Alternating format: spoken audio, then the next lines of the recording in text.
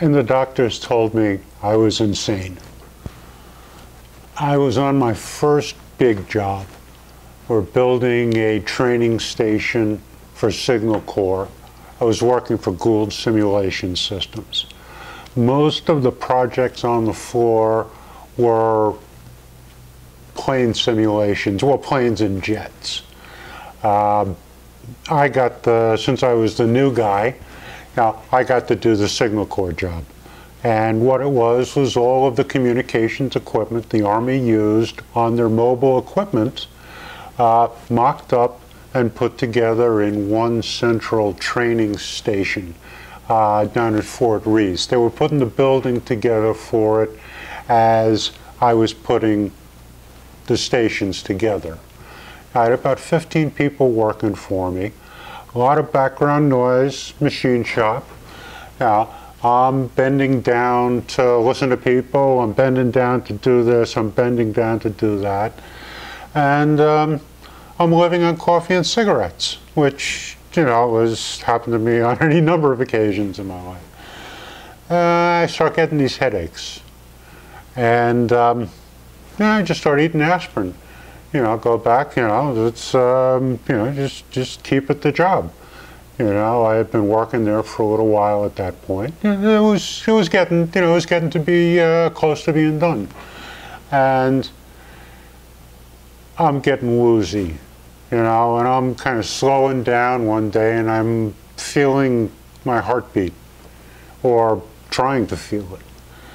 And I'm not coming up with anything. It's a little scary, and then, a couple of minutes later, it's going bum, bum, bum, bum, bum, and I'm like, well, wait a minute, what's going on here? And like I said, I'm feeling a little woozy. I'm not feeling too good. I asked my girlfriend to drive me home, because, at that point, I had been in a very bad auto accident a couple of years before that. A woman died. Wasn't my fault. You still never, the guilt is tough. I mean, a couple of years later, I still wasn't driving the car. Just wouldn't get behind the wheel. So she's driving me home, getting close to home, and I say, no, you know what? Why don't you drop me off at the hospital? Because I'm really feeling strange. So by the time we get to Long Beach Hospital Emergency and get me inside into receiving, I collapse. I have no memory. I wake up Monday morning. I'm in cardiac. I'm told that I had been in intensive care all weekend. I collapsed. I essentially was physically exhausted. There was something wrong with my heart. I had what was described to me as an arrhythmia. The electrical signals going to the heart weren't working properly, which is why my heartbeat could slow down to 20 beats a minute and shoot up to 150 for no reason at all. I could be sitting there and it would be doing this yo-yo act. So the heart specialist is there, the general guy is there, and I'm being told that if I was older, they'd consider putting a pacemaker on me right off the bat. But I wasn't. I was in my early 20s. And they tell me that the other option is electric shock therapy or nerve suppressant drugs. The electric shock is going to kill the nerves in my fingers and my feet to some degree.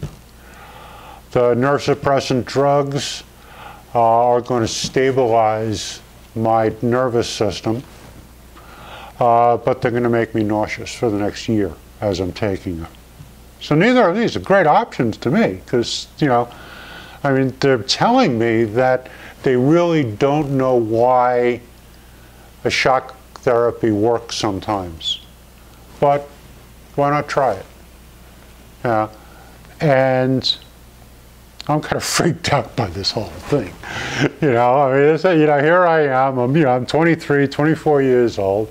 I'm staring at the ceiling of the hospital going, what the fuck happened? What changed? And I'm thinking, well, in the past month or so, I've been walking around with my head kind of tilted. I'm 6'8", so, standing up straight and walking through a doorway doesn't equate. I got to duck all the time, and here I'm ducking to talk to people because there's so much noise in the background. And I noticed, I wasn't really straightening out my neck, and I'm thinking about this, and I'm going, well, I work in electronics. You take a bunch of wires, you press on them too hard, and they're going to crosstalk. That's simple electronics. What's my spine? It's a bunch of wires. There's some insulation around them so they don't crosstalk. You press on it too hard, the signal's going to start jumping around.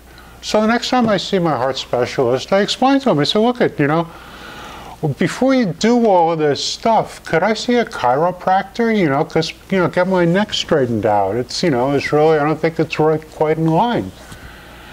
And the heart specialist looks at me and he goes, well, no, we won't allow a chiropractor into the hospital. Okay. Yeah, I don't, And then I said, well, how about an osteopath? Get a bone guy in here. I can, get my spine straightened out and see what happens. And that's my heart specialist telling me this. He's telling me, you don't know what you're talking about. There are no nerves between your heart and your brain. Those are the exact words he used to me. I know better.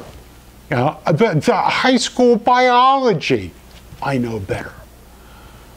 So I'm not too comfortable with this arrangement. And I start the process to sign myself out of the hospital. And all hell breaks loose. These guys start telling my friends and my family that I'm crazy. That if they're with me when I die out in the streets, they're going to be held liable for enabling me.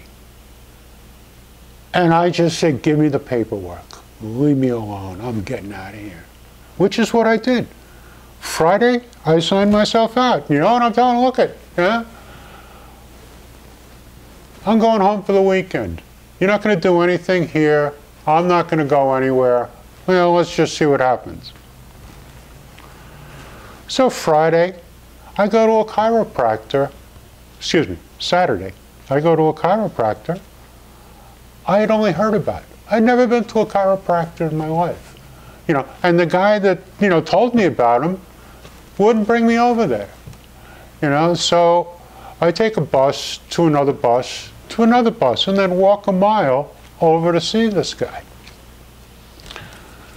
Nice old guy, had been the president of the New York State Chiropractic Association for a while. He'd been doing it since it was illegal, which at some point it really was. So he's looking me over and he puts a stethoscope on me and says, oh yeah, your neck is all, your heart's all screwed up. And, then he takes a couple x-rays of my neck and he goes, oh yeah, your neck's out of line. Lays me out on the couch, bing, bang, boom, sets me back up again, puts a stethoscope on me, 80 beats a minute, solid, steady heartbeat, normal heartbeat, like that. I go back the next day. He says, look, your muscle is going to try to pull it back to where it was not supposed to be, because that's where they used to be in. So you got to come back a couple of times, to keep this going right. Fine, I had no problem. I go back into the hospital on Monday to find my heart specialist and like a general practice guy, because I'm thinking, well, what's the insurance company going to do? This is Gould Simulations. It's covering this, And if I walk out after, they're saying this guy needs a pacemaker, and I come back and I walk out and I go, oh, no, I'm fine. It's not going to work out too well. So I go back in You know, and they test me. They check me over. I'm 100%. Nothing wrong with me. What did I do?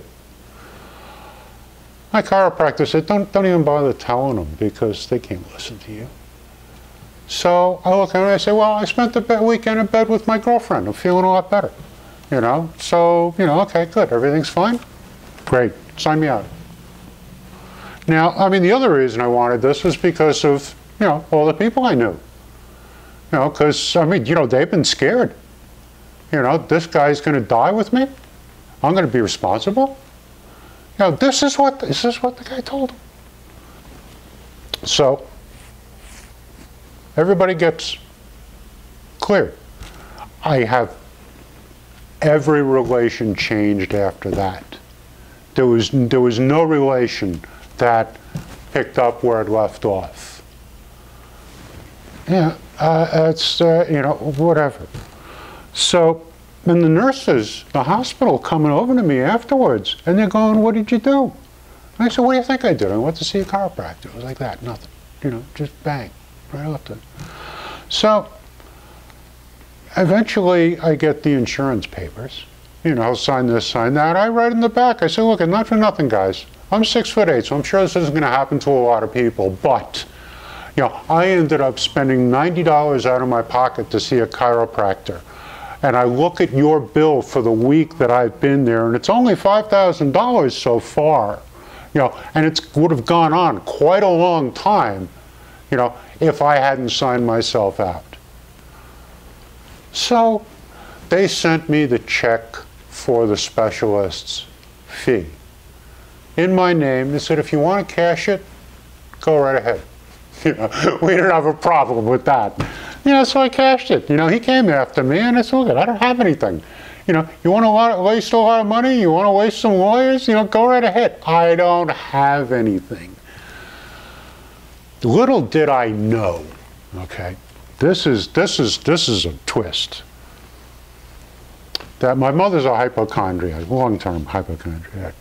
You know, she's freaking out about this whole thing. And especially when I come and I say, I'm fine. So she calls up the heart specialist and goes, what the hell's going on here? You know, you said this, you said that, did that, and now he's walking around and he's saying he's okay. What do you have to say? What is this?